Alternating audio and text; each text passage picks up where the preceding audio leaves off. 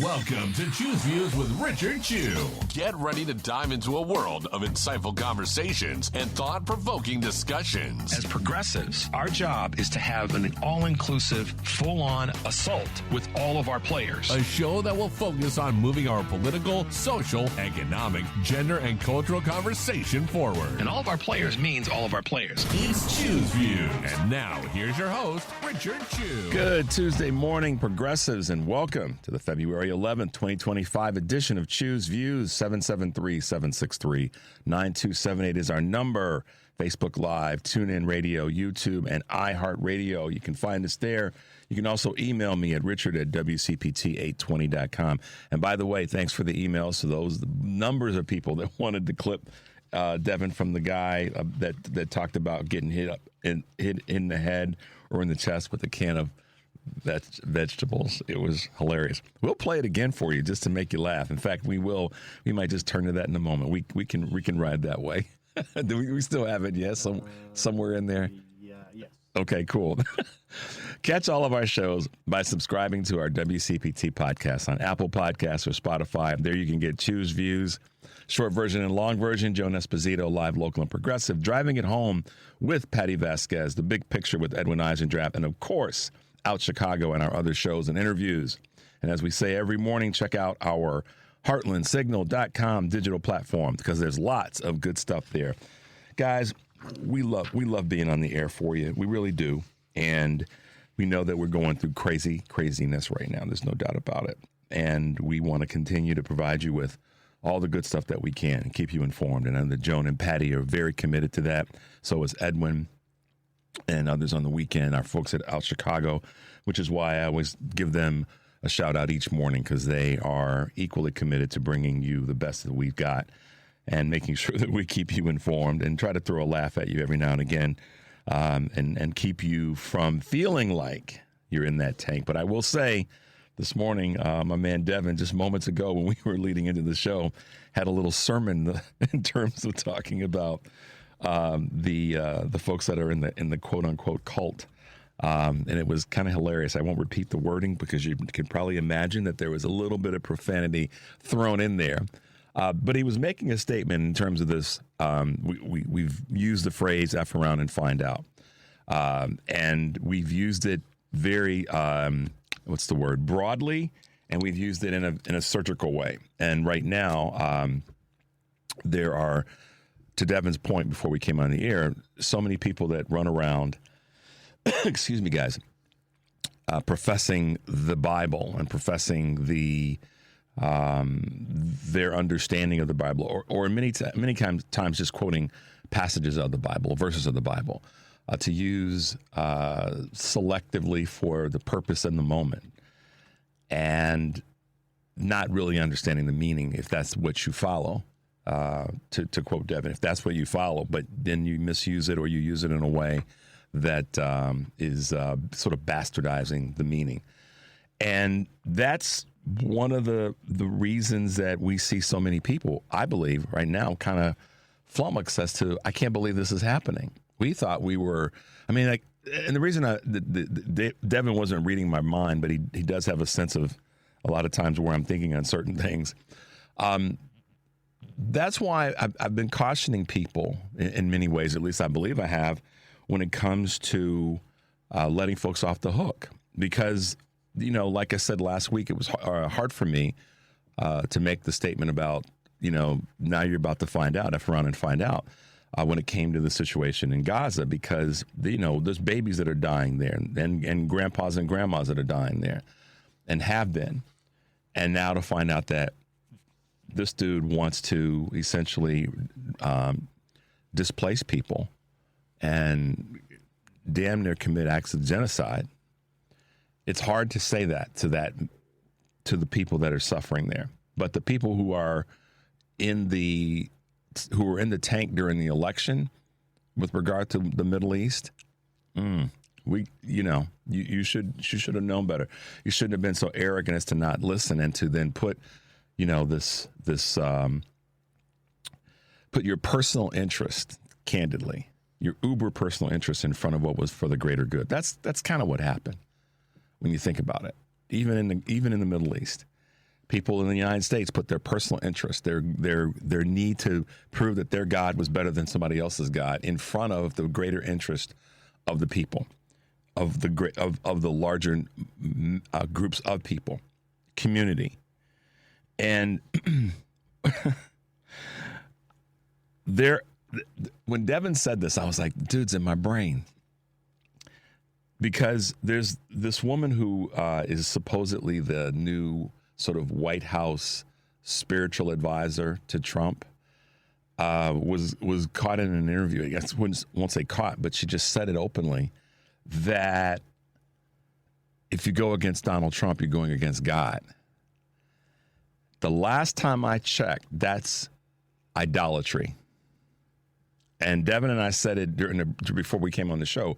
We're not trying to profess to be ones that know Scripture left and right. We don't. I don't. I'm not going to speak for Devin, but I think he would agree with me that we know what we know, and that's enough to be dangerous.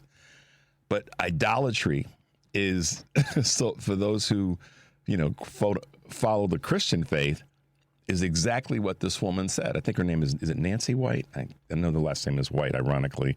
The White House spiritual advisor's last name is White. But it just speaks to the fact that this group is off the rails. I saw this last night and I thought, I did say, good Lord. She's running around saying that if you say no or disagree with Donald Trump, that you're saying no or disagreeing with God. I thought we were a country that, when we talk about our Constitution separating church and state, and then that would then negate the First Amendment about free speech. I can't speak. Paula White. Thank you, sir. I can't speak against something, or else I'm speaking against God because I have been put this person in as the idol. That is textbook idolatry. And selfish. And then me first. Or him first. And that's really what a lot of the people who said, I'm not voting for Trump because I'm, all their reasoning was actually based in what I understand, self-preservation. But it really wasn't self-preservation. It was those people over there we don't like. And they're coming to harm us. How is some big burly farmer going to get harmed by, someone of less necessarily physical stature? Now, I'm not trying to talk about physical violence and all that stuff, but let's just be honest, y'all. And so I saw another clip, interview, actually, that was on CBS, of 4 farmers who all said the same thing, Devin. They all said, it's so funny. I mean, it's this sort of, when I watched their body language and the way in which they responded to the question, and it just told me that they are definitely drawn to the cultism. They were drawn to the madman sort of thinking. And what I mean by this is they're all sitting in they all were sitting in a very prostrated position talking to this interviewer, and they all were referring to him, to Donald Trump, as almost like their master. And it was really, it wasn't disturbing. I mean, I don't use words like that because I don't get disturbed often, but it's not appropriate to this situation. But these 3 grown men were sitting there. Basically, their body language and their wording was straight out of, people that had just sort of given up their respect for themselves. And it was like, we voted for him. Each one said that they had voted for Donald Trump. Mr. Trump, yes, sir, we voted for Mr. Trump. Like, whoa, dude. And then they each were asked, but your farms are all suffering, and this is happening to your business. And one guy said, yeah, I'm at that point now where I voted for him, and I'm at a point where do I still support him, even though I voted for him? Do I still support him and support his policies? And each of them said, one of them said that they would be they're at that point where their families come first before supporting Donald Trump. Because if they lose their businesses, then they could lose their families. And it was sad to see that they were in that state at this point. And these are guys that were just interviewed in the last few days, Devin. These weren't guys interviewed 6 months ago before the election. This has been since the election. And so, there's a part of me that feels for them, because we tried really hard. And that woman in her great pantsuits, both of them, the first one and the second one, Hillary and Kamala, each tried to tell you. Remember at the debate when she said that he's got a list of retribution, basically. I'm paraphrasing. I don't want to get it completely wrong, but she said he's got a list of things that he wants to go after people for, and I've got a list of things that I want to do to help people. That should have told y'all enough right there. But some people let their pride and selfishness get in the way, along with a little bit of hate that I thought was supposed to be not so much part of your Christian belief system. And now you're sitting there prostrated to this situation and having a debate in your own brain about, I can't continue to support him even though I voted for him. I wanted the interviewer, Devin, to ask him, so why, if the election were over, or if you could do it all over again, because actually he did ask the question that way. If the election, if you could do it over again, would you vote for him again? And they all said no. I wanted the interviewer to ask the question, if you could do it all over again, would you vote for Kamala Harris? That would have been a better question. I was waiting for that. They didn't do it. But that would have been a better question. But, guys, there's this part of me every day that I just go, wow, America, you really, really did just step on it. When we come back from this first break, I told you guys I'd have a little bit of information about these House races that we need to be on top of. But, yeah, Devin was in my brain this morning talking about this sort of spiritual God use and how it's gotten people into some crazy straits right now. So, all right, guys, 773-763-9278. This is Choose Views, and we'll be right back.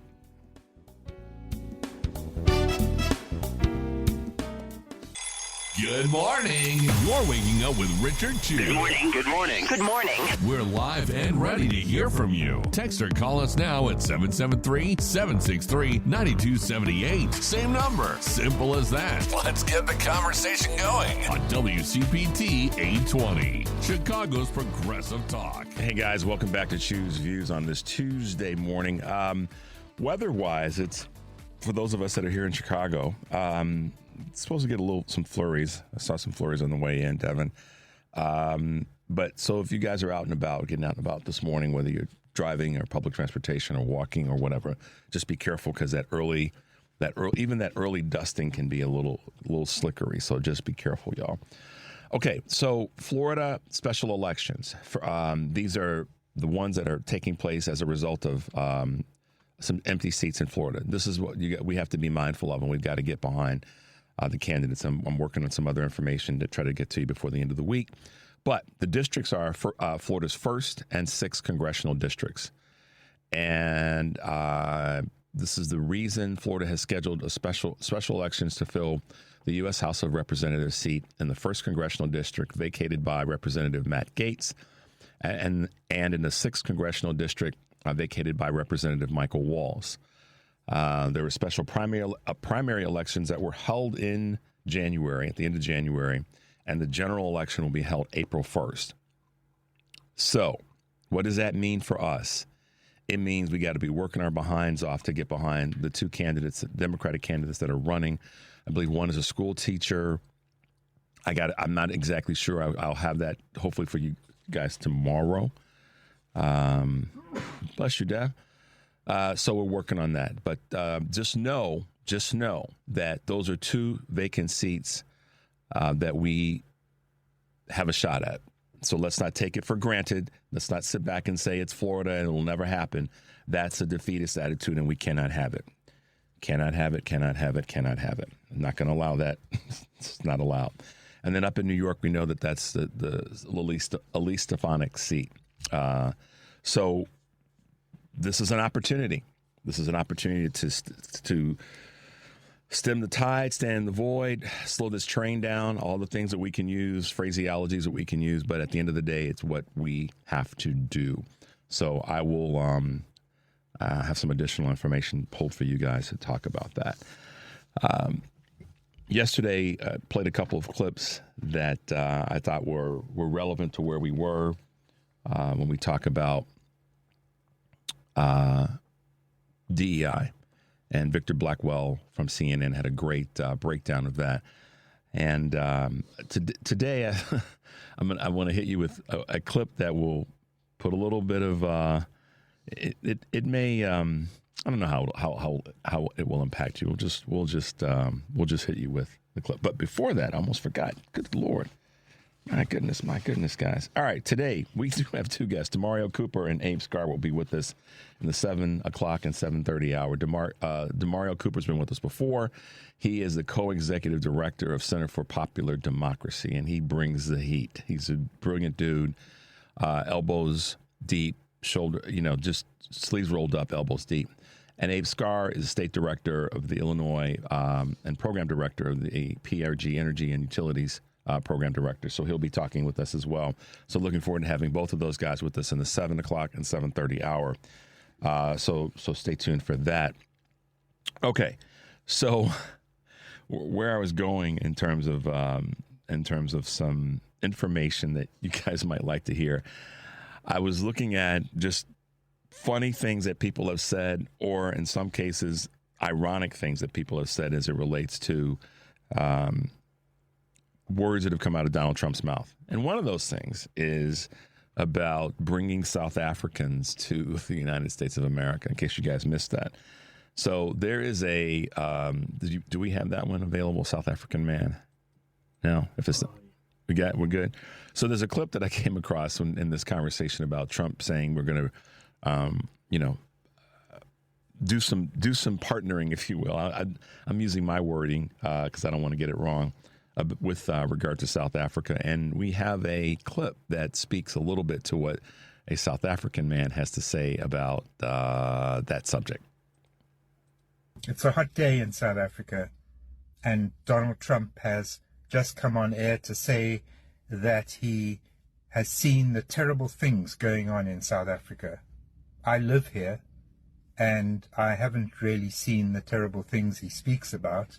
I'm continually amazed at the disinformation that this man sends. I'm amazed that anyone would believe him. We in South Africa are laughing. We honestly are. But what worries me most is that you Americans seem to believe him. Even statements about your own country, you believe that he's doing the best thing. I feel very sad for you and very down. I hope you can get this man out one way or the other. Goodbye. So, even from South Africa, we've got folks that are saying, nah, we can't you see it, Americans? And that's the reason I wanted to play that particular clip is it goes back to this whole thing about what didn't people see? Well, it's not that people didn't see it by being just people were willfully blind, willfully ignorant, and highly arrogant. And that's kind of what this gentleman is speaking to. So there you go, guys. It's right out of the gate, just someone that has paid attention from another country that's making a very good observation about what Americans missed, willfully or with high degrees of arrogance. So let's hit you guys with a couple of Views news items this morning.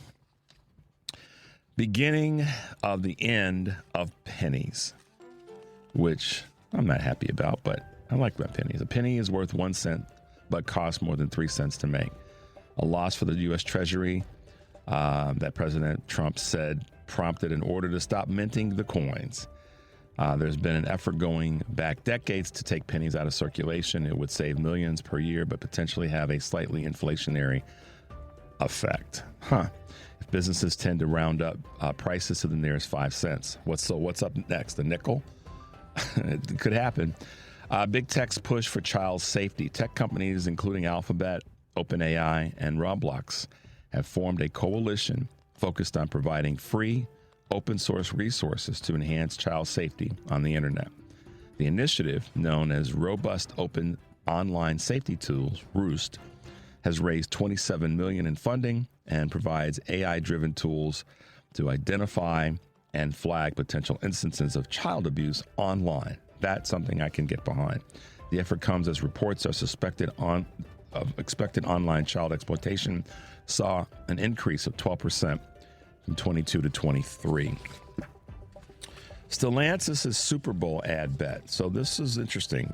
This year's Super Bowl saw kind of slim pickings, and I would agree, for automotive ads, with only 2 car brands, both owned by auto giant Stellantis. According to Stellantis CMO Oliver Francois, the ads were intended to demonstrate the company's commitment to U.S. car buyers as it mounts a comeback after a lackluster year and departure of its CEO.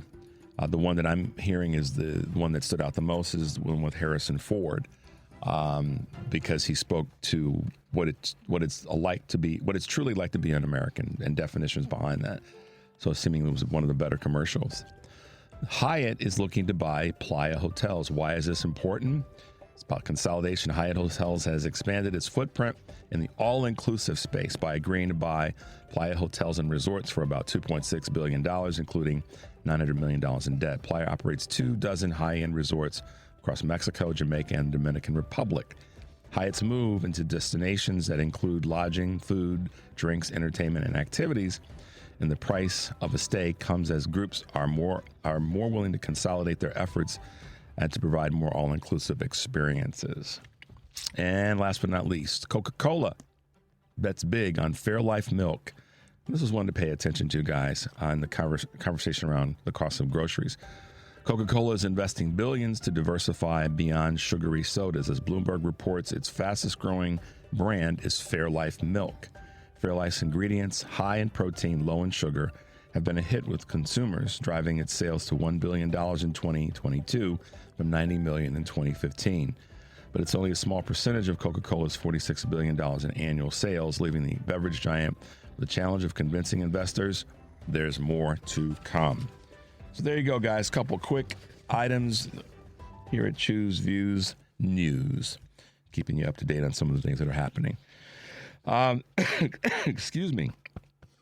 We have a lot to pay attention to, and that's why I try to give you guys a little bit of information each morning in the Choose Views news space. And the one thing that stood out to me when I was putting those together regarding the child safety piece with big tech is, I can get behind that. And the reason for it is a lot of the conversations that we have, sometimes we do miss talking about, our children's safety in many ways. And just the conversation and the merging of big tech and creating safer spaces and knowing that we're being mindful of what our children are reading and seeing on the internet and other forms of technology. I think that's terribly important. I shouldn't put those two words together, but incredibly important because of the fact that I think that we've got a generation of children, young folks, and nobody get too much too bent on this one, that have had a tremendous amount of influence from social media. And I think that there should be a stronger call for us to have more safety measures when it comes to particularly what's happening with OpenAI. And I think that the amount of deep fakes that are out there need to be looked. We have to spend more time making sure that tech companies are providing those safety measures. So I think that there's a strong push in that area, and hopefully, that's a push that's going to take. So there you go. A couple Choose Views news items and my observations onto why they are particularly important. We'll take a quick break. So we're down with the bottom of the hour, 773-763-9278. This is Choose Views, and we'll be right back. It's Choose Views with Richard Chu on WCPT 820, where facts matter. Hey guys, welcome back to Choose Views, 773-763-9278. Tomorrow, live local, tomorrow, live local and progressive Joan Esposito will be talking to Illinois State Rep Robin Gable, John Shaw, director of the Paul Simon Public Library, Public Institute of Southern Illinois, University of Carbondale, and of course, Heartland Signal's Rich Eberwine with 3 stories you might have missed from our digital newsroom. Live, local, and progressive, weekdays 2 to 5, Central on WCPT, AM 820, Heartland Signal website, and tune in. And of course, tonight, 5 to 7, Patti Vasquez will be joined by comedian Joe Kilgallen and Wisconsin journalist Dan Schaefer of the Recombination area and Civic Media. Driving it home with Patti Vasquez, 5 to 7 p.m. Central on WCPT, AM 820, and also go to Heartland Signal, tune in, and YouTube and Facebook. Send me your questions in terms of questions you want to ask me. I've gotten a few more, and so we're putting together a little bit of a list, and we'll start to put this little interview segment together. Ask me anything, my background, personal history, my philosophy of life, my fondness, memories, my favorite movies or music, my thoughts about a historical or current event, my most memorable moments hosting Choose Views, whatever you have in your mind. Submit a question. You can text at 773-763-9278 or just email me at richard@wcpt820.com and make your way over to Heartland Signal. If you're listening live, always know that you can watch live stream on WCPT's Facebook or YouTube pages. And of course, make sure that you join us that way. Okay, so one of the emails that I received that I thought was informative, and I want to give a shout out to Craig in Ithaca, New York, who said that their group Common Council has reaffirmed their city sanctuary resolution that bars police and city officials from assisting U.S. immigration and customs enforcement agents. And by doing that, it's providing some good news for people in the community that want to see the laws be upheld for the people that are there in the community. So thanks, Craig, for sending that out. I always like to get these bits of information and share them with the people that we have listening to the show throughout the country. So we know that Ithaca is a liberal town, but it's also one that's making sure that the citizens there, not just those who might be immigrants and susceptible to ICE agents, but also those that may not be, ultimately have the safety that they deserve in their community. So kudos to Common Council. You guys can Google Common Council and find out more about the work that they're doing. So thanks, Craig, for sending that to me. All right.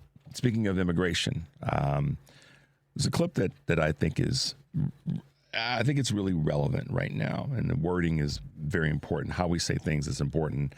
As you guys know, I try to do my best to say things in the most accurate way, and every now and again there's going to be a cleanup on aisle 7. But I saw this clip that I thought would be it's very relevant and it's appropriate when we talk about immigration in the nation that we're in, because it speaks to how we should speak about how we see immigration, how we see the nation, and how we actually are built. And so Devin and I put this piece together for you guys that I think would be a good one to hear this morning about a nation and our immigration definition. Let's call it that. I don't want to tip my hand. So Devin will hit you with that. We are not a nation of immigrants. We are a nation with immigrants, with indigenous people, and with enslaved Africans in its origin. What a difference one little word makes. Instead of a nation of, a nation with. I understand that many people who say things like we're a nation of immigrants is trying to say we're all in it together, but not quite realizing how marginalizing that can be to indigenous people. Also to black pain for those for whom their ancestors did not choose to come here voluntarily. By the way, you could apply this fault, this frame to any fault line in our society. America is not a Christian nation. It is a nation with Christians, also with Jews, with Muslims, with Sufis, with traditional Native Americans, atheists and agnostics, all of whom are just as American as anybody else. It is the effort to say that America is any one thing and pick some subset of the society that will be immediately marginalizing. So there you go. It's a great clip. A nation with immigrants rather than a nation of. And I like how he said at the beginning, we understand that people are trying to make a statement about we're a nation of so many different peoples. With immigrants really struck me, and I think that that's the way in which we should try to, retrain ourselves to say or speak to that conversation, a nation with immigrants. And it then is less marginalizing, and I agree with that way of defining it. It's less marginalizing. Doesn't mean that it doesn't stop, the marginalization that can come from people who want to live in their bias. But a nation with immigrants, pretty profound words. And maybe you can, sort of integrate that into your description of how we look at our country. As progressive liberal Democrats, we have the ability always, I believe, to make a statement about something bigger and broader than other groups are interested in making. And I think that gets into the conversation as I look at it and kind of review my notes on this of our big tent theory. And in many cases, it's a theory. We have a big tent. I mean, maybe it's more than a theory, but it's certainly a practice that we are always refining. Our big tentness. A nation with immigrants rather than a nation of immigrants. Something to think about, guys. And like to hear your thoughts on that. Yesterday, I asked this question, and I wanted to reflect back on my notes when we were talking about, sort of post-Super Bowl things. And I asked this question, and I'd like to hear from more of you. I got some great texts from it, and I got some good emails about it. Sports, politics, social issues. What is it? What do you see? Do you see that there is a greater need for sports to be part of the conversation when it comes to social and political issues? Or do you take the position that Laura Ingraham and others on the right have taken, which is, just shut up and dribble and, let us handle the politics, you handle the entertainment and a number of other things. And part of why this is popping back into my brain about this as it ties to a nation with immigrants is one of the things that that was sent to me was this question around the halftime show of the Super Bowl and the messaging. Now that it's starting to be, the layers are being pulled back and all the conversation that's out there, which happens with anything, there's always going to be a little bit of a postmortem and a review. A lot of people are saying that it politicized the Super Bowl because of the halftime show. Well, and that entertainers shouldn't be, they should entertain and not be of a political voice. So you guys know where I stand on that. But I'm curious as to what you guys may think about it in terms of sports, athletes, entertainers, and those who are outside of the, quote, normal political elected category. What are your thoughts there? Do you think that politicians, that athletes and entertainers and others that are not the elected officials, quote, and that includes business leaders to a great extent, should have more involvement in political, social, and economic conversations on a national level? I'd like to hear what you have to say about that. So give us a call in that space, and also send me a text. All right. So staying on that point, staying in that space about where we are and what I think is important for you guys to be processing is a clip that we have from Governor Pritzker talking about tariffs and their impact on our communities across the board, but particularly here in the state of Illinois. I think this will resonate with folks across the country and why so many people who have not been paying attention need to pay attention to this messaging or this type of messaging that's coming from Democratic leaders and Democratic voices. So, Devin, if we could, let's hit them with Governor Pritzker. So if you didn't hear, the question was about the 25% tariffs that the president has now imposed on steel and aluminum. Just last week, I was visiting a brewery of a startup craft brewer who was telling me that if the aluminum tariff that had been threatened by President Trump was put on, that the cost for him of providing beer in a can would go up substantially and may make it so that they would have to go out of business. It's already expensive. We've got barley that comes across the border from Canada that would be subject to the Canadian tariffs that Donald Trump wants to put on, and add on to it aluminum tariffs, and you're going to put people out of business. These are enormous tariffs, 25%. And it seems to me that this is a tax on working families. This is what Trump is all about. I want to remind you why he's doing this. It is not because he is looking for trade fairness. It appears likely that this is about paying for the tax cut that he intends to provide to the wealthiest Americans. So the effect on all of us and on the entire country is, and particularly working families, is everything's going to cost more. And it's a tax on everybody, again, to pay for what he's going to introduce shortly, which is a tax cut for wealthy people. And so that tax cut is going to be justified by saying that the tax cut is going to provide, it's going to give those businesses and those quote-unquote unneeded wealthy people additional tax break. The way they're going to position it is, this is going to allow for those companies, and it's a retread of trickle down. It's a retread of trickle down from Reagan's garbage. And so I applaud Governor Pritzker for just calling it as it is. And that's what I want you guys to be willing to do, is just call it as it is. You don't have to be, how do I want to put this? You don't have to be kind, but you do want to be kind. But you get my point. Just call it as it is. This is designed for one purpose. It's not to, let's just be honest. And I started the show today talking about something that very quickly became kind of near and dear to me, to see these guys that had prostrated themselves talking about, they voted for Trump, but they wouldn't do it. They couldn't stay behind him. They wouldn't do it again. I hated seeing those dudes that way. I don't like to see that in the eyes of anybody, eyes of men who've worked hard on their farms, to suddenly be looking at the situation with gloom and doom. And in fact, one guy even said, Devin, he said, 3 weeks ago I was just excited and ready to go, and now here we are. So I don't like seeing that in anybody.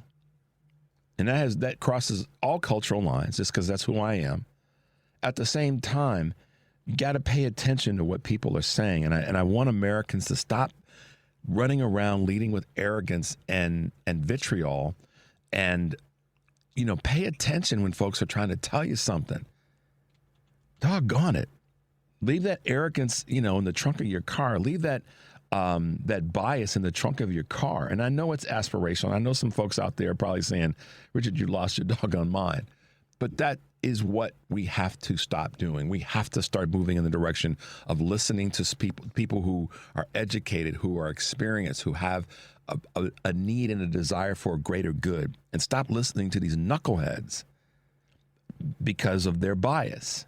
And frankly, their lack of education or willingness to learn something other than what's in their tiny little box of their what they've learned. So Governor Pritzker's comments about, let's just call it as it is, it's a tax on the American people, not about lowering. It's designed to pay for the taxes, the tax cuts that are going to go to these uber wealthy people. He would be one to speak well of that, given that he's a legitimate billionaire, that it's not needed. So I just want folks to be able to have a sense of, I don't know everything about this. I've said this to you guys so many times. I know a lot about a lot of stuff, but I don't know everything. Pay attention when someone like Governor Pritzker says what this is really about. Let's take a quick break, Dev. 773-763-9278. This is Choose Views, and we'll be right back. There we go. We're back, guys. All right, Devin, let's go to Steve in Des Plaines. Steve, good morning. Welcome to Choose Views. Good morning, Richard. This is Steve from Des Plaines. Yes, I wanted to comment on a number of things that you've mentioned. First off, Laurel Ingraham with the stick of the basketball, whatever she said. I mean, and these are people who wait at the altar of Ronald Reagan, a B-grade actor who, come on. It's a spacious argument. It doesn't hold water, and we can knock that one out of the park right off the bat with Ronald Reagan. They're God, the God of conservatism from their point of view. So let's be done with that one.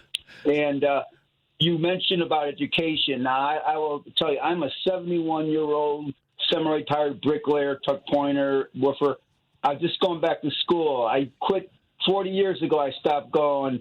I'm on the fourth decade of my gap year, and I'm at Northeastern studying poli-sci in history, and I'm arming myself with information because this election has ticked me off, and it lit a fire underneath my butt. Steve, let me ask you this question. No. I didn't mean to interrupt you. It's just I want to ask you this question. Mm-hmm. What is it that ticked you off? I mean, there might be a few things, but I felt something when you said that. So share with us what it is that ticked you off. Okay, well, first off, I'm a veteran, 3 years in the Marine Corps. I was stationed outside D.C. in the 70s. When Nixon got kicked out, I was actually at Quantico, Virginia, the Marine base at Quantico, where the home of the FBI is. And I used to go to the Capitol, and it's a magnificent building. I'm sure you've been there. Yep. I'm assuming you've been there. And it's just regal and majestic. And those clowns did what they did. That's the start. And then, of course, when he gets elected, it's like, come on. It's now. Listen, I'm a little older probably than most of the folks here, but I grew up in a neighborhood. Every man on the block was a World War II veteran. We had a dead end block. Okay, we had 12 houses, and I grew up. I remember sitting in the backyard, my dad pointing to the sky. Oh, there goes Sputnik, and of course we were all freaked out by Sputnik at the time. Right. And he talked about Bob Cooper in the corner who jumped into Normandy, and Bill Burnap at the end of the block got cut down by a Japanese machine gun. Now this is the soil I grew up in. Okay, this is the soil that I grew up in, and then I served. And my dad got his draft notice on his 18th birthday, June 9th, 1944, and 6 months later he was dodging kamikaze planes in the South Pacific. So this is kind of, like I said, the soil that I grew up in. And these clowns, they've taken a giant orange excrement on top of everything that we aspire to in this country. And, of course, we've fallen short, obviously. The great sin of America is slavery, and we've fallen short. But the government also has the tools to stop that, and we're slowly getting there. And these fools are going to set it back. These fools are going to set it back. Anyway, I could go on. Well, no, man. Listen, I first of all, kudos to you in terms of you hear this all the time about your service, but more importantly, your willingness to say, hold on a second. I'm only 71 years old. I got a lot to learn, and I'm not gone yet. So let me fill my brain and my soul up with as much new knowledge as I possibly can. So kudos to you for that, man. And I just wanted you to be able to articulate what it is that's got you ticked off, because a lot of folks are afraid, whatever, not saying that you are, to just say it. What is it that got you frustrated? Just say it rather than speak to the fear. Speak to the anger so that we can then take that anger and rechannel it to do something to fix this problem. Yeah. And I real quick, and I know you can get on here. My goal here is I get to have my undergraduate degree by the midterms. Okay. I was halfway through, and maybe, and I'm getting up there. I'm not so excited about climbing up walls and building cement and shit. I'm getting up there with a little bit, I thought maybe I could be a substitute teacher with an undergraduate degree, and maybe I'll go out and get a certificate in teaching. And it's just an exciting possibilities. And, I'm in the fourth quarter now. I'm in the fourth quarter of life, and I'm hoping to get overtime, if you will. And well, Steve, let me tell you, you're old enough to remember this. Wherever you land when it comes to sports, Magic Johnson coined the phrase "fourth quarter is winning time."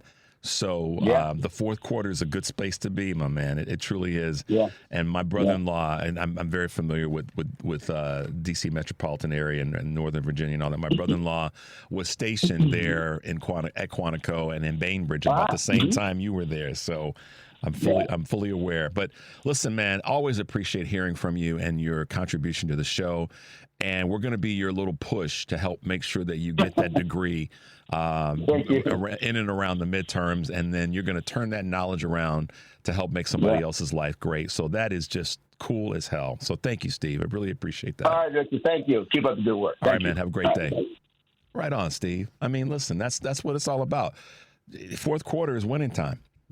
And, no matter when you decide to do something that's going to improve yourself and improve others around you, it's a good time. So kudos to Steve for that. And listen, guys, a little bit of a tiny pivot, but not a big pivot. So something, that Steve said. He said he was ticked off. I want y'all to remain ticked off. And part of the motivation, reasoning behind, I oftentimes say, stay in the fight, stay connected, and all those references is because we kind of have to stay. You can't. I think the Philadelphia defense was a little ticked off. Would it be fair to say, Devin? Okay, so take a little bit of energy from the Philadelphia Eagles defense. They were a little ticked off. They had something to say. All right, and so be a little ticked off, like Steve said. It's all right. And use that energy to find some other folks that are a little bit ticked off. And if we get enough folks together that are a little bit ticked off, we got a lot of folks that are ticked. We got a lot of folks ticked off, which means we've got a masses of behinds. So we can get something done. We can start with the elections that are going to take place, the special elections in Florida and New York. We can start right there. And to the extent that being ticked off, channeled properly is good for us right now, I think it is. We can't be afraid. I know that there are millions of people throughout the country that may be. And I'm not just leapfrogging over that. I'm paying attention to that as well. At least I'm trying to. And I want us to remain a little ticked off and take a page out of Steve's book and use that as motivation to do something good. In the case of Steve, he's getting some education, additional education. He's kind of resetting the clock. And he's also deciding that he's going to turn that into something to benefit other people. That's what the value is of being a little frustrated, a little angry, a little ticked off. Use it to our greater good. And I know that we are capable of doing that. And I know that when we do that, that we are going to improve these circumstances that are in front of us. Hell, who knows what can happen? We could win an election or two down in Florida and have a tie at 217, and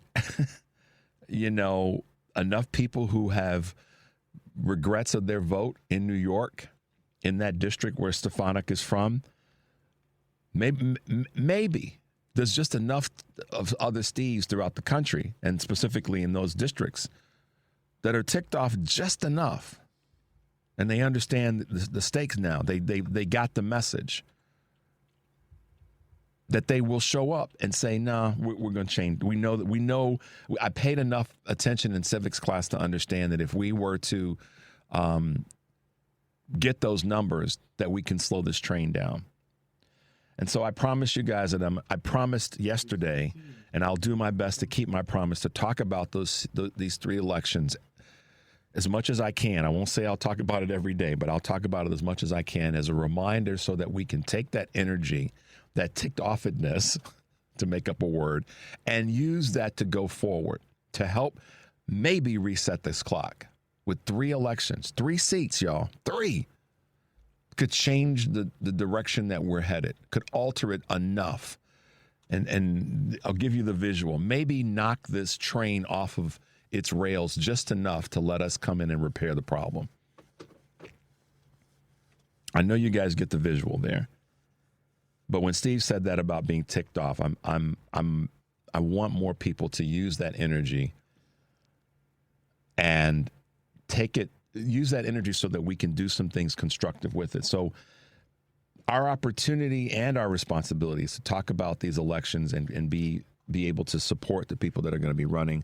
And that's going to be the next thing I provide you guys in the next day or so, ways to support the folks that are there and maybe potentially have some of them on our show. So let's take a quick break. When we come back, we've got one of our guests that will be joining us, Demario Cooper, that'll be talking with us about what? Popular democracy. 773-763-9278. This is Choose Views, and we'll be right back.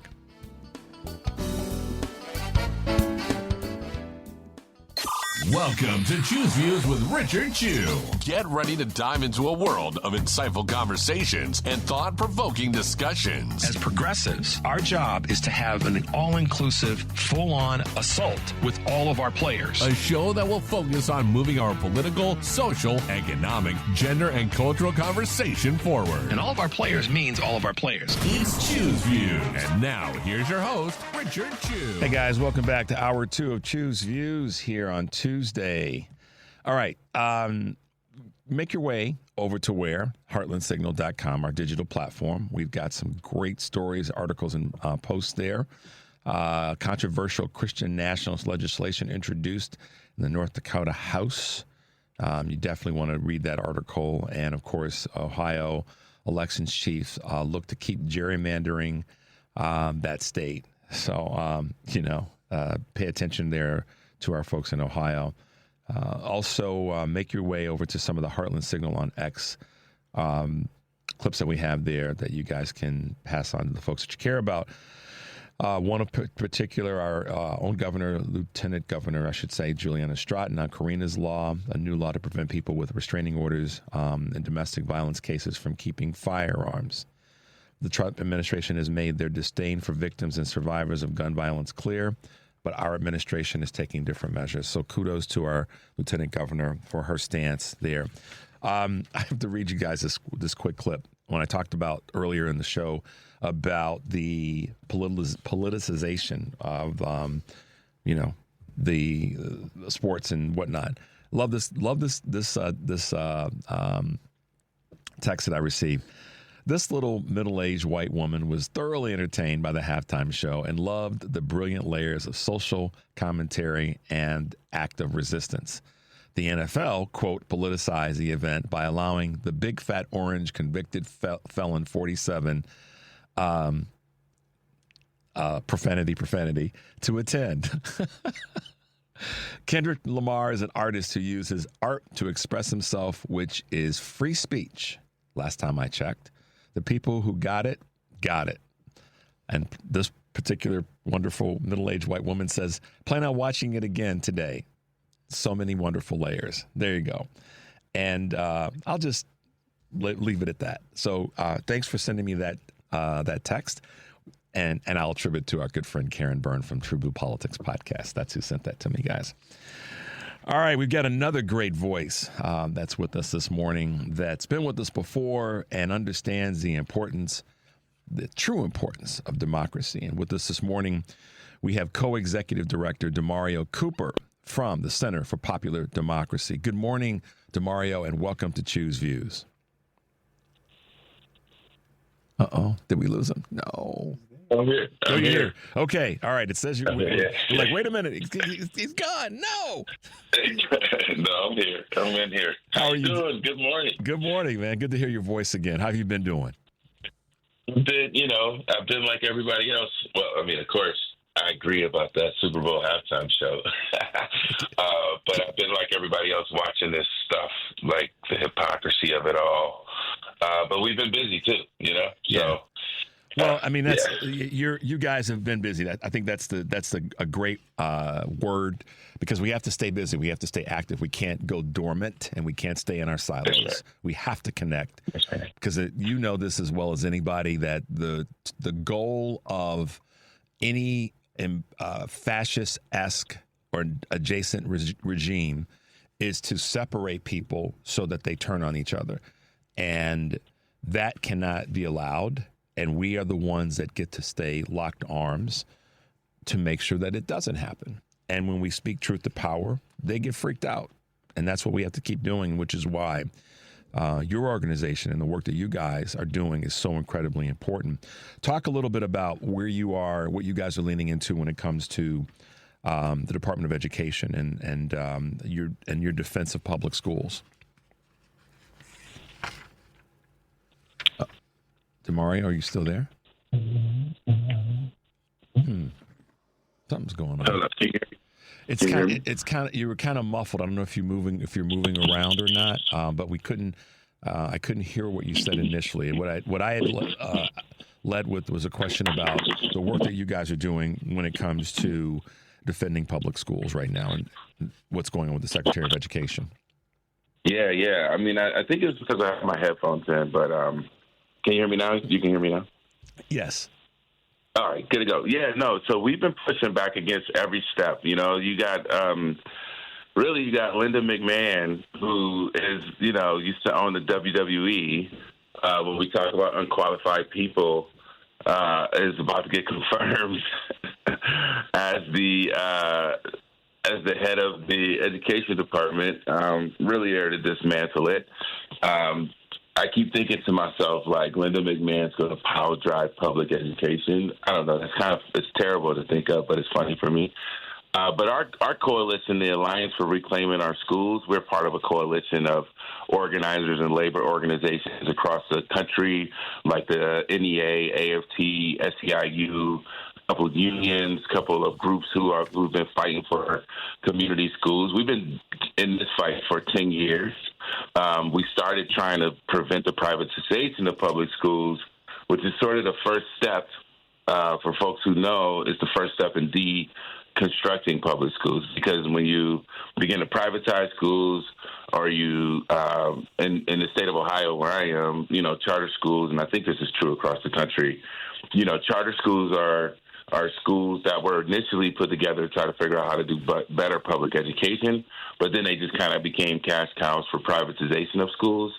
And it's interesting because, here, if a child leaves the public school system, the money leaves the public school system with the child. And if the child comes back to the public school system, the money does not come back to the public school system, right? Like, so you look at these things that have been happening over a set of years. And now we're at a place where, we believe all children deserve a quality public education, period. I mean, it's protected in our Constitution. When you look at Brown v. Board being one around equal protection clause, saying that everyone deserves the right to a public school and a public education, it is a core pillar of our democracy. So we feel like this is something for us to stand up and fight for. We know that they plan and want to, defund schools, stop helping kids who have special needs. We're ready to really stand up for public education and really trying to push back and fight, even though we know, these people who paid for our current administration are now getting jobs that they're not qualified for. Yeah, and that talk about I put a little spin on this the other day about DEI. Talk about, we understand the power of DEI in our country. It's tied to the power of affirmative action. But at the end of the day, the flip on that conversation is that these people, that are being put in these positions are just not qualified. And here's the thing that we, our confirmation process of a person for an administration is it runs through our elected officials, who in this case are not qualified. So the people who are passing, who are voting for the folks who are not qualified for these administrative roles on a federal level are being voted on or for by people who are not qualified to be in their elected offices. So we've got a bunch of mediocre people voting for another group of mediocre people that want to trash our education system that would give us stronger people. So, that's right. Do you know what I'm saying, man? Yes, man. Yes. I mean, you think about it. I mean, again, what's important the current executive and chief, the current president, is running around like they're a king, but we're like, look, you're not a king. You didn't win with this huge mandate. I think every one of your listeners should remember, and I've been saying it every time I talk to anyone, 90 million people didn't vote. They just didn't go out and vote. And some of that is for a bunch of different reasons, but there's no way to say that you're walking around with a mandate when you won by whatever, a couple million, and 90 million people didn't even participate. I think our role and our job, and for people who care, your job is to make sure that we get more people to understand the impacts and the real results of this election. I think people think it will be similar to the last time, but it won't. And we need to make sure that more people are involved and paying attention to what's happening in our politics. Right now, they're talking about defunding programs for students with disabilities, right? Like they're talking about getting rid of Title I, which is like, it helps low-income students and families get access to school and critical programs, right? They're talking about cutting things that support the development of our people, of human beings. I mean, our education system is a core pillar to our democracy, and they're trying to knock it out, and they're using DEI. They're talking about DEI, which stands for diversity, equity, and inclusion, and they're trying to use it like it's a four-letter word. Yeah. But the truth, it's going to hurt. It's going to hurt kids. Then it hurts children, but then it hurts our future. And let's just talk about this. You talked about disabilities. Okay. The governor of Texas would not have the ability to navigate the way in which he does were it not for what the ADA requires in public buildings. People don't stop and think about that. Mm-hmm. I'm nerdy that way. My brain goes down those kinds of paths sometimes. The governor of Texas would not be able to do what he does, which is destructive, and navigate his areas were it not for the laws that are in place in terms of the American Disabilities Act. But yet, these same people hypocritically want to go after the things, to your point, that are going to benefit other folks in our country. It is the essence of hypocrisy. I want to ask you a question, or to describe, or to help us understand a little bit more about the Alliance to Reclaim Our Schools. Talk a little bit about that organization, your involvement, and what it's meaning. What does it mean to our country? Yeah, I mean, this is a frontline organization. You know what I'm saying? They have been together, actually building trust. When you think about organizing, what it means to organize across organizations, it's a lot of work to pull people together. And for the last 10 years, this group has been fighting to fund public schools, stop defunding public schools. And this is a coalition of parents and children and students and activists and advocacy groups. It's teachers unions and community groups. And they're all committed to fighting, really fighting to protect children in America, knowing that they all deserve good quality public schools, period, right? And the members of that coalition are the Advancement Project, AFT, Alliance for Education Justice, us at Popular Democracy, Communities for Just Schools, Heal Together, Local Progress, Journey for Justice, National Education Association, the Shop Foundation, SEIU. I mean, there's a group of folks who have been building power together. And recently, we just last Tuesday had an action at the Department of Education, and even now we're planning to stand up and push back and fight against Linda McMahon being appointed to this position when she's openly said that she wants to get rid. I mean, she's part of the crew to get rid of public education. She lied and said she had a public education background at one point. Yeah. I mean, these people are savage. I mean, I don't want to say that word. That's not the right thing. But we need to understand that these are not patriots. These are not people who care about America. They are capitalists, and they're running a grift. And I think our folks got to stand up and pay attention to it. And especially when we think about this key pillar to our democracy and what is important and right and good for all children in America. I mean, one of the key things of our country is that you can come here and get an education. Yeah. That if you're here, you're born here, you have the rights to an education.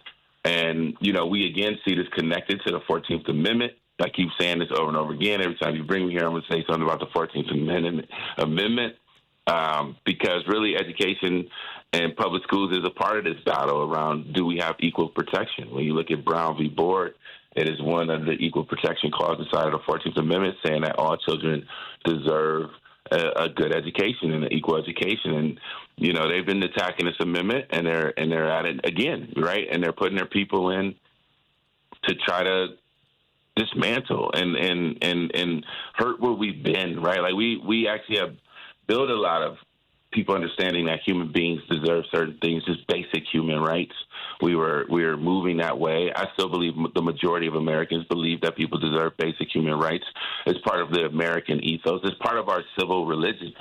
And right now we have a bunch of corporations and billionaires who have decided that they want to make our country into an oligarchy for themselves to exploit. And so, So there's so many. Every time I think about you and the work that you do, my brain just goes, there's so much to talk to you about, which is why we will have you back again. We'll probably just be doing this monthly for a while, because people need to hear not only the content of what you're talking about, but also the energy and passion behind it. We had a caller earlier before you came on that said that he realized he was ticked off. And I asked him, I said, Steve, why are you ticked off? And he explained why. And it really got into some of the things that you just talked about. You know, he's a former Marine, 71 years old. And it's just, yeah, exactly. And he said something that was really eye-opening. He said, Richard, I'm going back to school because I paused my education years ago, but I feel like now I need to go back. I'm in the fourth quarter of my life, and I want to go back and learn and then be able to teach. And I thought, that's what I'm talking about. He wants to be able to be part of the system that improves the country that we live in.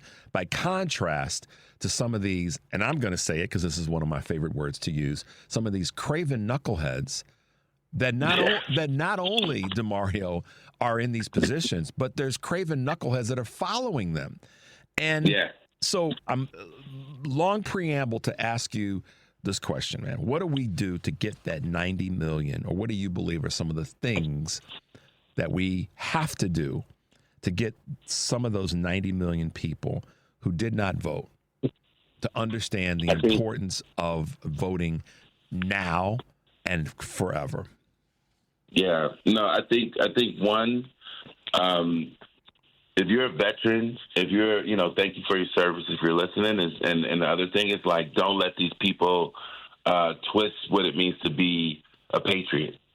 That's one of the things. And I especially speak to, brothers and sisters who are veterans. Just realize, these people are not patriots. We are patriots. People who oppose the Constitution are patriots, not people who are trying to tear it down. For the 90 million people, I think we have to do a better job of explaining how $5 became $2 is a shortcut way of saying it. But we have to be able to talk about the economy in ways that people understand. You can't pretend like it's doing great when people are not feeling their lives changing. And then we have to stand up. And if you're listening to this, you have to join a local organization. It's not, one of my elders and mentors told me that, movement, you talk about movement, the movement, and having movement moments like Black Lives Matter or the Women's March or Occupy. These movement moments, they raise issues, but you need to join an organization to see the victory. The people we are up against, they're 100-year corporations, and we have to build institutions that are concerned about regular working people. And that means for us to join your local organizing or a member of Popular Democracy that's in your community. And you can go to our website, populardemocracy.org, and find groups that are close to you that you can join and link up with. But we all have to stand up together in this moment. It is critical.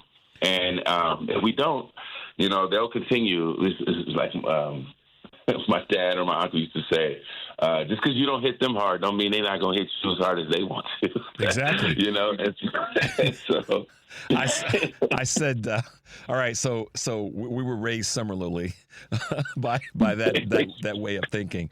My dad told me once years ago, and you guys take this for the motivation it means in terms of our fight. I appreciate what DeMario just said about coming together, joining an organization, being a part of something. It helps to refuel you. because then you know that there are other people who have a similar, not exact, but a similar belief system and that want to see change.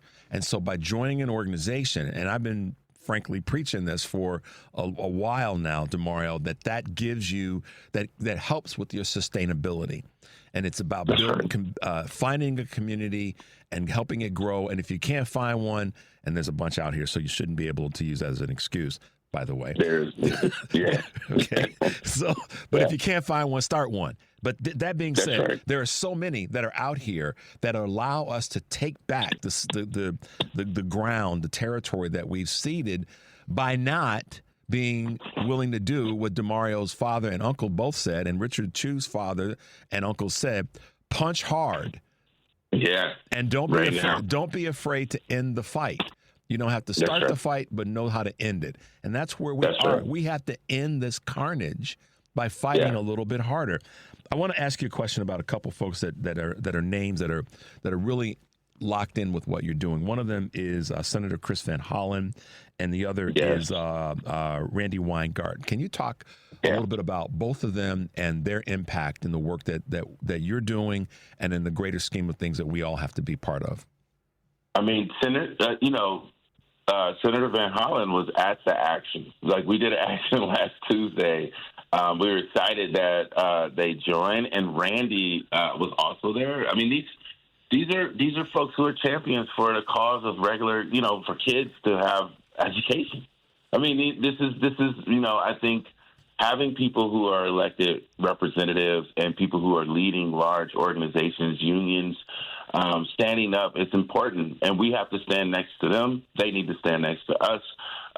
We have to show a united front of folks who don't agree with what's going on and call out the hypocrisy, period. And I want to speak back really because this thing is connected to what you just said, is that when folks go and join these organizations and folks who run organizations, when people come to you, start with where you're aligned.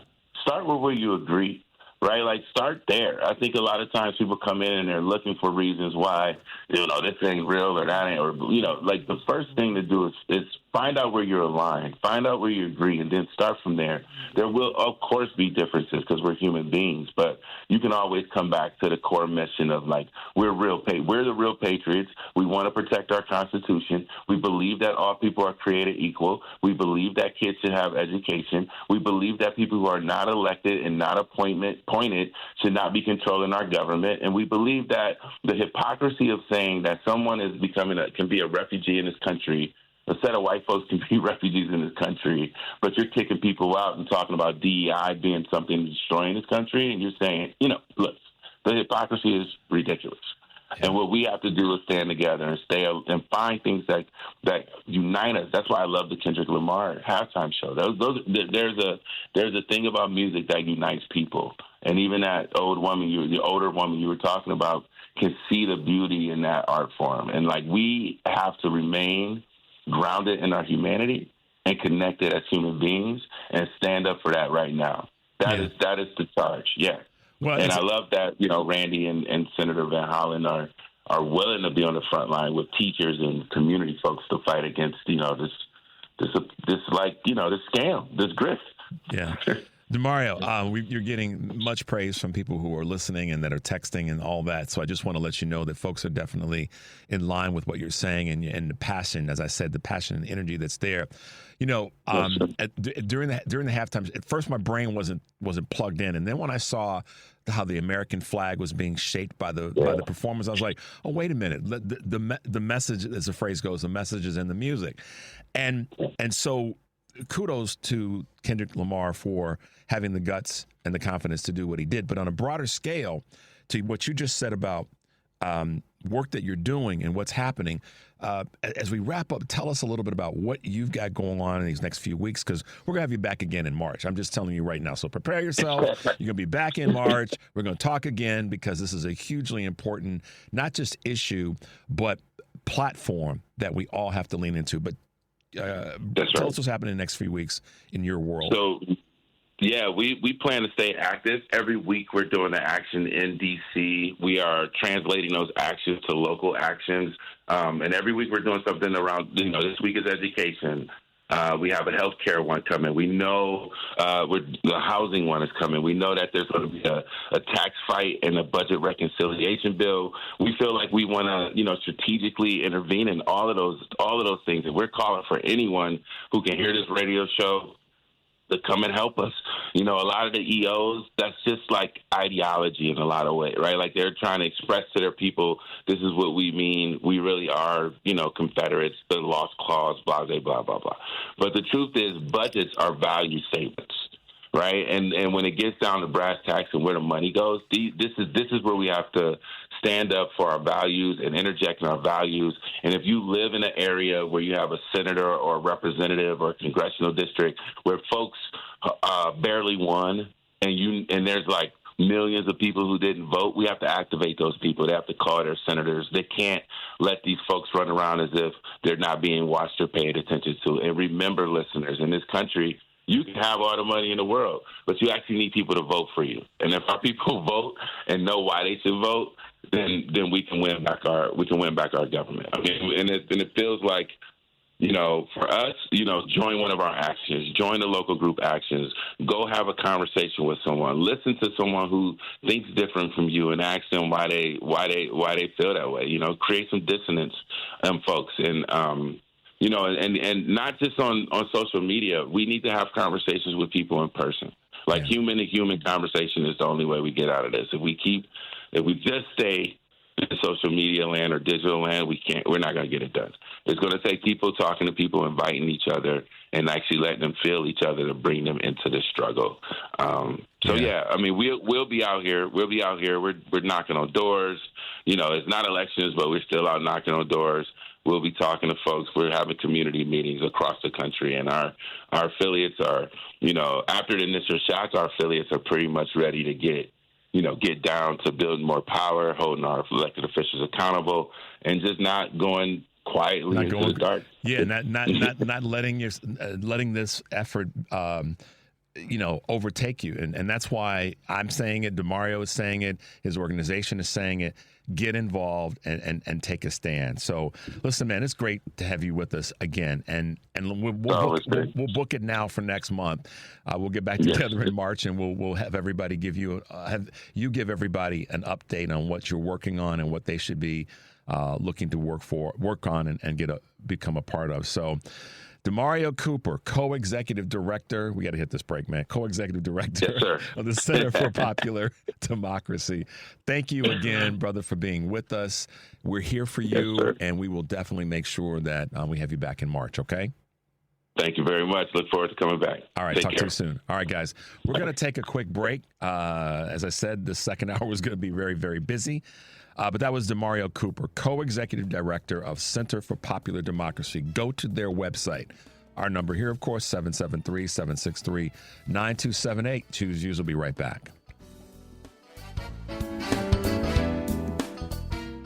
Welcome back to Choose Views with Richard Chu on WCPT 820, Chicago's Progressive Talk.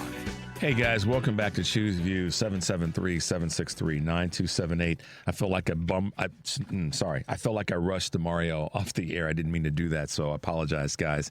But he's just such a compelling individual, and the work that they do is just so incredibly important. So we're going to have him back. And Popular Democracy, Center for Popular Democracy, just Google that, or you can Google him. His name is DeMario. That's spelled D-A-M-A-R-E-O, Cooper. Check him out. If you want to get involved with an organization, there's one right there. If education is important to you and democracy in general, there you go. And if energy is important to you, then stay with us for this next segment, because with us we have Abe Scar, State Director for the Illinois PIRG, Energy and Utilities Program Director. Good morning, Abe, and welcome to Choose Views. Good morning. Thanks for having me. Can you hear us okay? I can. All right, good. A little bit of echo in the background on your end, so just make sure you kind of keep that, whatever might be going on, a little bit under control there. Abe, great to be with you this morning, and you've got a real, I guess you could say, perspective on how big tech and big data is a challenge for us. And as a director here in Illinois of PIRG, tell us a little bit about the organization. Tell us a little bit about your advocacy and the work that you guys are doing in terms of consumer protection, so that our listeners have a little bit better understanding of who you are, but also the organization that you lead. Happy to. Thanks. So Illinois PIRG, we're part of a nationwide federation of state-based public interest advocacy organizations. We are citizen-funded, so the vast majority of our resources come from regular people making small contributions. We still go out door to door to talk to people about the issues we're working on and get them involved. And we work on a variety of public interest issues. A lot of my work in Illinois is focused on utility accountability. We've been running a big campaign to reform the People's Gas Pipe Replacement Program here in Chicago, working to hold ComEd accountable after the scandal over the last decade. So that's a big focus of our work. We're also working on insurance reform. Illinois is kind of a desert in terms of regulating insurance companies. We let them raise rates without any review. So those are a couple of things we're working on. And, of course, we've been really focused on this data center issue and the fact that we're seeing a huge rise in electricity demand from these data centers that's threatening our progress towards clean energy. You wrote a really interesting report on the I'm just drawing a blank. I'm sorry. You wrote a report on People's Gas and that the whole need for reform in that space. Talk a little bit about that, because in Illinois particularly, on a grander scale, energy is obviously it's a national issue. But talk about that report. Talk about what your coalition has done and is doing to kind of hold their feet to the fire, no pun intended. Mm-hmm. Well, People's Gas is the gas utility serving the city of Chicago and only the city of Chicago. It's an old utility, having started in the mid-19th century, and it has a problem that a lot of the pipes that it laid sometimes over 100 years ago are aging, are leak-prone, leaking methane gas, which is a powerful global warming pollutant, into the air, and it needs to do something about these old leak-prone pipes. And it has this pipe replacement program that is supposed to be addressing that. And that was the subject of our report. You know, we've found and analyzed that the program has been mismanaged. It's consistently over budget and behind schedule. It's unaffordable for many Chicago residents because of the pace of spending and the way utilities work. When they spend a lot of money really quickly on their infrastructure, that drives the rates we pay up. And so, you know, roughly 20% of Chicago People's Gas customers are regularly in debt to the utility, which is way higher than any other utility in Illinois. And then the program is failing to achieve its purported goal of reducing the risk from these old pipes. There's been multiple outside studies that have shown that despite spending billions of dollars, the program's not achieving its safety goals. And then finally, we're spending billions of dollars unnecessarily on fossil fuel infrastructure while we are working towards a transition to clean energy. And literally investing and doubling down on fossil fuel infrastructure is just absurd when we're trying to make this transition. So we wrote that report in 2019. We've been running a campaign along with a broad coalition since 2017. And we didn't really get that far until, I guess it's 2 years ago now, when a state law that's kind of been protecting the program from accountability expired.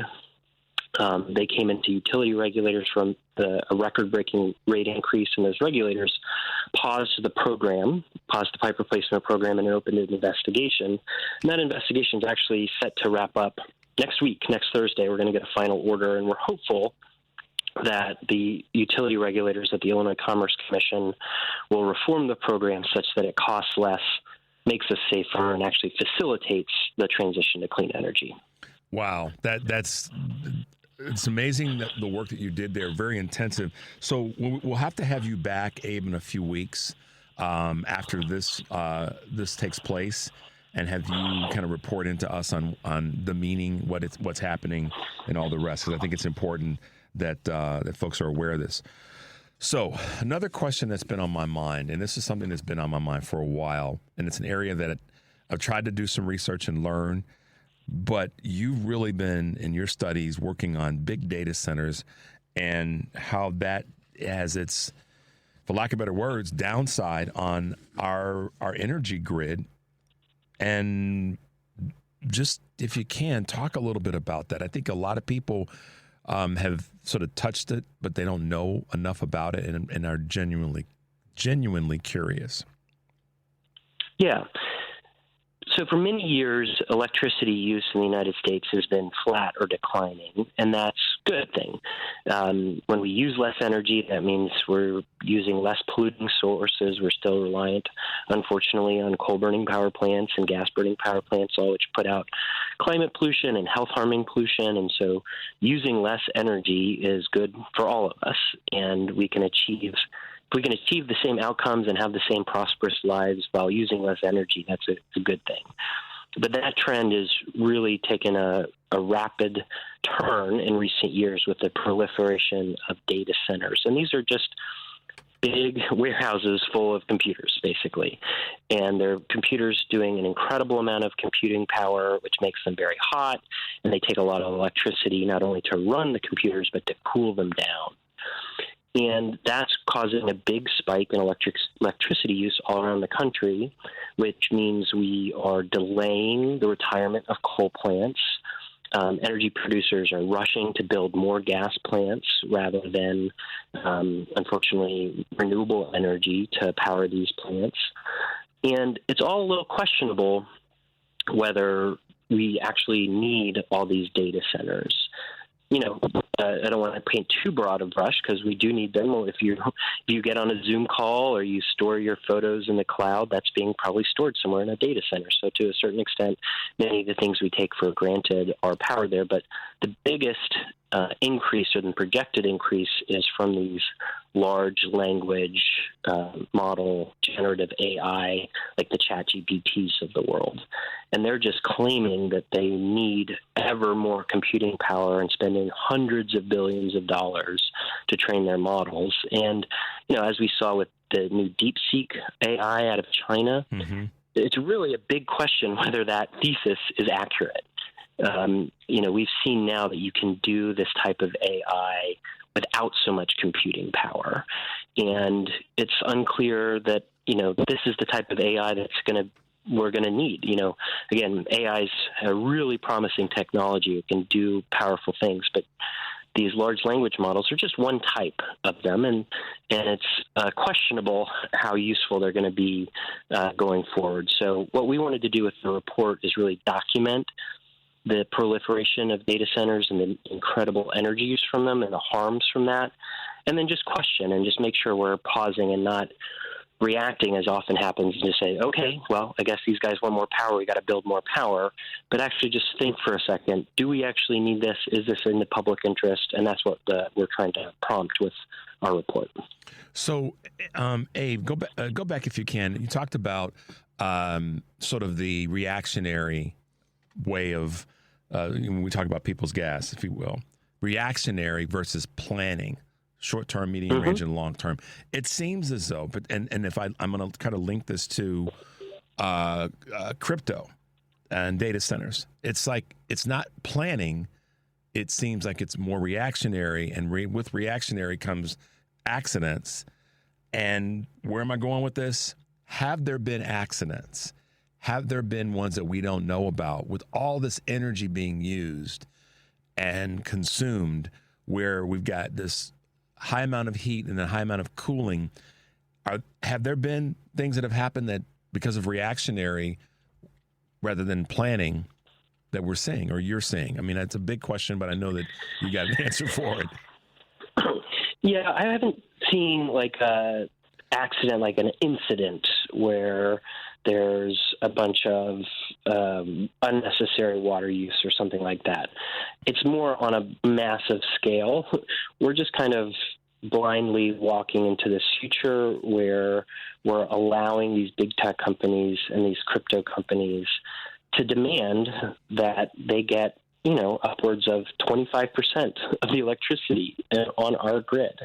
And that because of that, we lose the benefits of shutting down a coal plant, which, you know, every coal plant you can calculate the number of deaths per year that come from the air pollution from that. And so we are harming our health, harming the climate for these really questionable benefits. And we don't have to respond to the energy demands from these companies by just saying, yes, we can question and we can write policies in our states and national level to say, yeah, we want to see some of this growth, but we're going to limit it as well until there's more proven benefits from this technology. And that's the type of steps we can take to ensure that we don't are not just harmed by this massive new energy use. How have you been navigating the pushback that might sound like, well, come on, Abe, and others like you. Come on, you're stopping us from growing and moving our civilization forward, and you're getting in the way of progress. So talk about that if you can. Absolutely. We definitely see value in technology and see value and the potential for artificial intelligence. But we're not the only ones questioning the value of these generative AI models. Big banks on Wall Street also, there are people in Wall Street who also think this is a bubble, that this is a hype cycle that we see time and again from Silicon Valley and from Wall Street, where a new technology gets hyped up and overvalued, and there is overinvestment. And so we have no qualms with the technology. We have qualms with the hype cycle and the overhyping of technology and the fact that there are these speculative benefits, but there are real harms that we're suffering right now. We want to address those real harms. And we don't want to limit real innovation, real technological progress. And I don't think anything that we're calling for would do that. Okay, got it. So you said earlier in the segment, and this is something we want to circle back to and most definitely have you back again. This is about something that's important to all of us. I each day I have a little bit of commentary on AI and on technology to the extent that I, don't get in front of my skis. But and having you back in the future, we definitely want to talk more in this space because it is a big problem and it is a big concern, certainly, locally here in Chicago, the state of Illinois, and throughout the rest of the country. You mentioned, though, that you are, funded by regular, everyday contributions and folks that see this being important. So how can people get involved? One, how can folks contribute? How can they be a part of your organization in whatever way that that they can?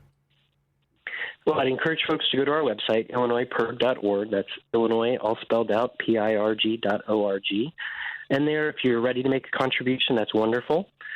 Or if you want to get on our mailing list, you can sign up directly or take action. We'll have multiple opportunities to write your legislators on the state or federal level about one of our issues. There you can take immediate action, and by doing so, you get on our list and stay updated and can take more actions in the future. That's great. Okay, I wanted to make sure we got that covered because I know there are people who do have this concern locally and throughout the rest of the country that can get involved. So, Abe, will you join us again in a few weeks after this most recent legislation decision is made, and we can talk about that? I'd love that. Fantastic. Abe, thanks for being with us this morning. I know you got a big task in front of you, but we're here to do our part to help out as best we can. So thanks for taking the time this morning. My pleasure. I enjoyed the conversation. All right. Take care. Be safe. You too. Bye. Bye now. All right, guys. State Director, Illinois PIRG, P-I-R-G, Abe Scarr. That's Abe, A-B-E, S-C-A-R-R. Google his name, Google the organization, find out how you can get involved because, again, like DeMario Cooper said, in terms of getting involved in organizations that feel right for you, those are not his exact words, but if there's an issue that you're concerned about, specific to you, then that's probably the easiest way to find out how to get involved or find out what's your litmus test in terms of the organizations that you want to be a part of and help out.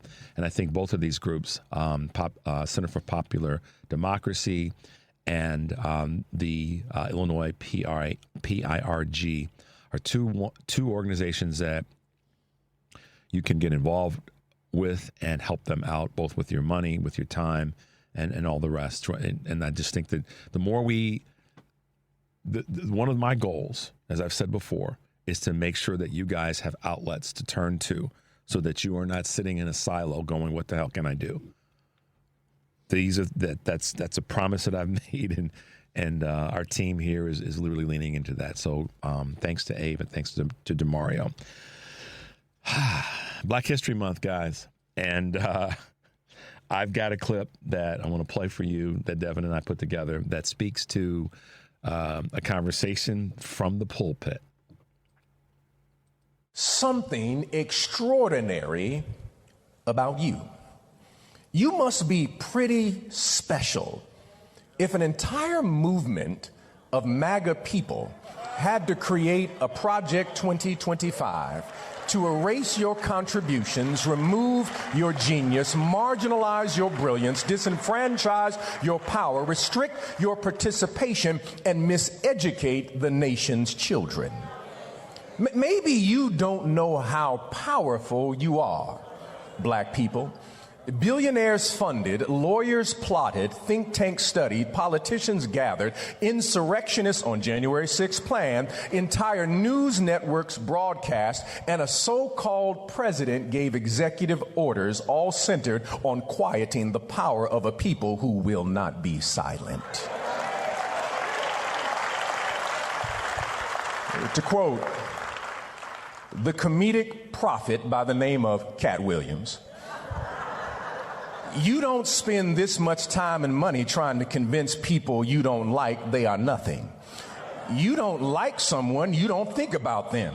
But if you have to pass laws, broadcast news stories, and blame all the problems in the nation on the people who built the nation, claiming they are the problem, something is not right. There is something special about you. The world wants our rhythm, but not our blues. Okay, so in my way of recognizing Black History Month, which is American history, as is all of our communities' histories, I'm trying to play clips that I think are relevant. And so this particular, there is something special in you. I'll send it to you guys if you'd like it. And this is where I am. This is who I am as a dude that gets to rap with you on weekday mornings from 6 to 8 a.m. What he said was specific to African Americans in the United States of America, and if not across the globe. As I see it, in addition to that, that speaks to all of us in our fight right now. And it's not by accident that we had two great people on, two great guests talking about something that's important to all of us. They wouldn't be putting that much attention toward tearing down education, toward affecting our environment, to Abe's piece, toward taking away support mechanisms that have allowed people to ascend in this society. If you weren't a threat to them, there is something special about all of us, and to what that minister had to say specifically about black folks. Granted, I broaden that to say about all of us, and that's the message I want you guys to take. My man Steve, there's something special about looking in the mirror and saying, I'm going to go back to school and get some additional education and be able to turn that around and put it back out into society to benefit others. There's something special about that.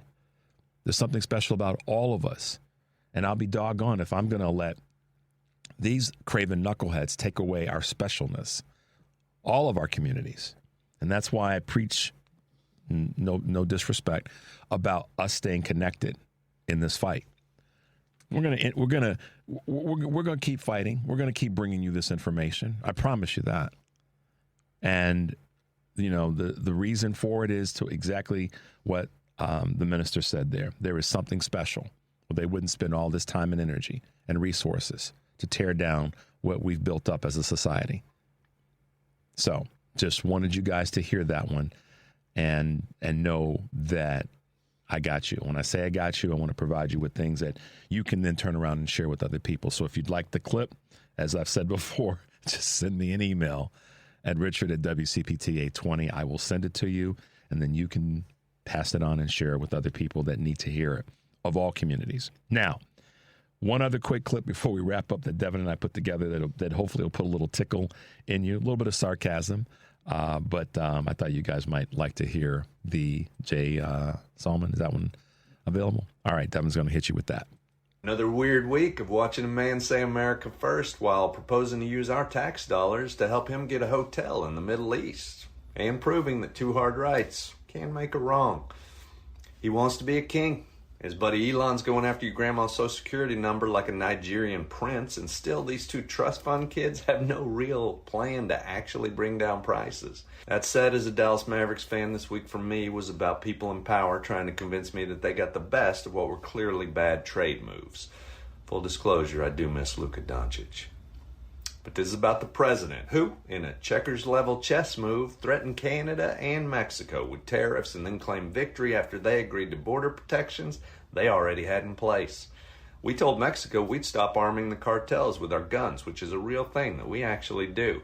And Canada is probably using a lot of that border protection to keep us from fleeing there, because that's who we are now. We're swapping scientists for loyalists, treasury experts for underage hackers, and if you're into symbolism, we replaced the bust of Rosa Parks in the Oval Office with a Diet Coke button. We traded an unelected bloated bureaucracy trying to help end world hunger for an unelected bloated billionaire who really wants to escape to Mars. Look, these are small, insecure men, so keep making them uncomfortable. And remember, they say the meek will inherit the earth, but we still have to keep the douchebags from ruining it before they run off to their backup planet. All right, guys, there's the message. Make sure we stay in the fight. I appreciate what Jay had to say there, and I appreciate what Reverend Moss had to say. Guys, stay in the fight. Looking forward to being with you again tomorrow. But as I always say, take a deep breath and make your life count. We will see you tomorrow.